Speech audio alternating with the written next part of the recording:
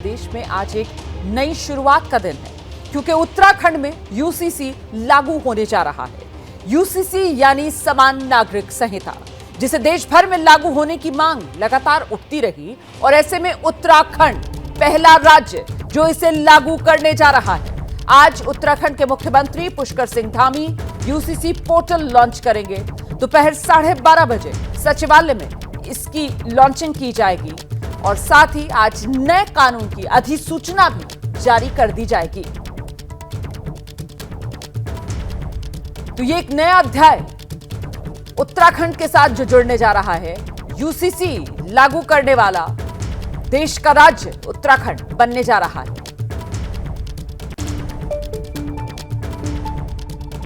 भूमि उत्तराखंड की जनता के सामने हमने अपना ये संकल्प रखा था, ये हमने वायदा किया था कि हम नई सरकार के गठित होते ही सबसे पहले हम यूसीसी लाने के लिए काम करेंगे और हमने नई सरकार के गठन होते ही सबसे पहले यूसीसी लाने की समस्त औपचारिकताओं को पूरा किया। अब तमाम औपचारिकताएं पूरी होने के बाद एक्ट बनकर तैयार हो गया, सारी चीजें हो गई, मंत्रिमंडल से मंजूरी मिल गई। प्रशिक्षण की भी जो प्रशिक्षण की जो कार्रवाई है वह भी हमारी लगभग पूरी हो गई है।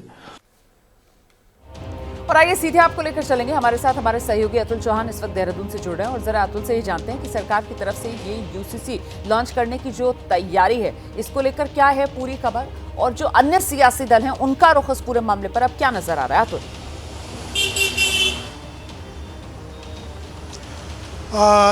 देखिए रोमाना, सरकार काफ़ी टाइम से इस जद्दोजहद में लगी हुई थी कि यूसीसी बहुत जल्दी लागू कर दिया जाए, लेकिन अभी तक क्या हो रहा था कि कुछ टेक्निकल पेंच फंस रहे थे। पोर्टल कभी उसमें कुछ खामियां रह जा रही थी। अभी एक हफ्ते पहले सरकार ने पोर्टल पे ट्रायल किया, कुछ लोगों के आवेदन उस पर डलवाए गए, उसको टेस्ट किया गया, लेकिन अब जो है पोर्टल पूरी तरीके से तैयार हो चुका है। यानी अब कोई भी व्यक्ति उस पर अपना रजिस्ट्रेशन जाकर करा सकता है। आज जो है मुख्य सेवक सदन, जो मुख्यमंत्री आवास में स्थित है मुख्य सेवक सदन, उसमें 12:30 बजे यूसीसी आम जनता के लिए पेश कर दिया जाएगा। यानी आज के बाद उत्तराखंड के अंदर यूसीसी लागू कर दिया जाएगा। मैं आपको बता दूं रोमाना कि आज बहुत ज़्यादा चेंज आज के बाद उत्तराखंड में देखे जाने वाले हैं। जैसे बहुविवाह प्रथा है, उस पर रोक लगा दी जाएगी।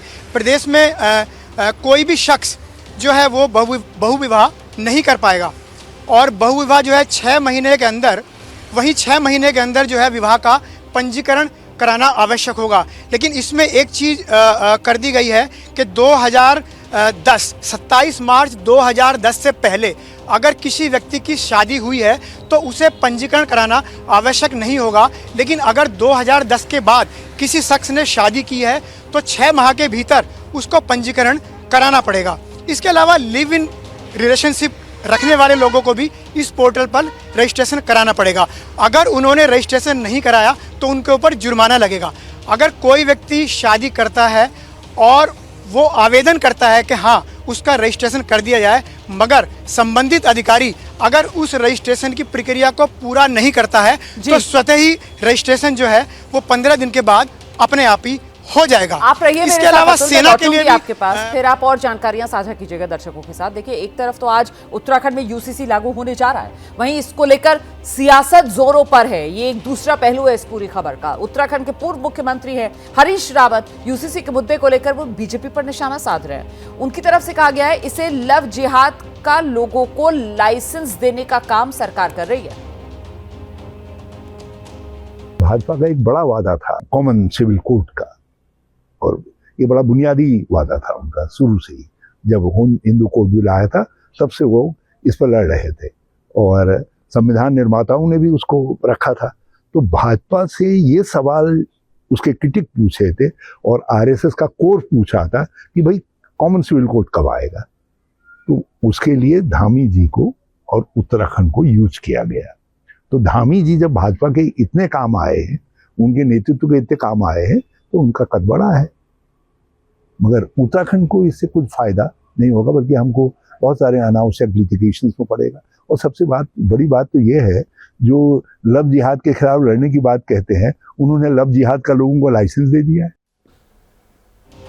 और उत्तराखंड में यूसीसी पर शिवसेना उद्धव गुट की तरफ से भी बयान आया है। यूसीसी एक अच्छा कदम है, ये आनंद दुबे कह रहे हैं। उद्धव ठाकरे गुट के नेता आनंद दुबे बोले, हम सरकार में होते तो हम भी इस पर विचार करते।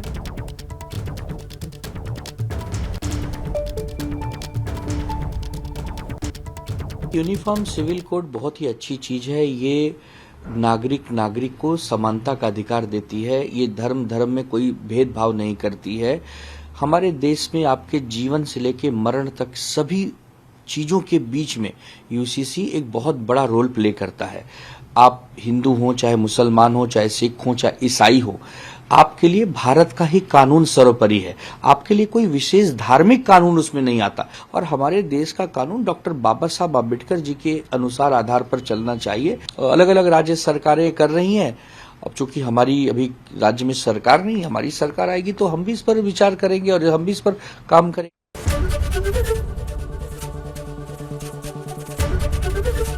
एबीपी गंगा, खबर आपकी, जुबान आपकी।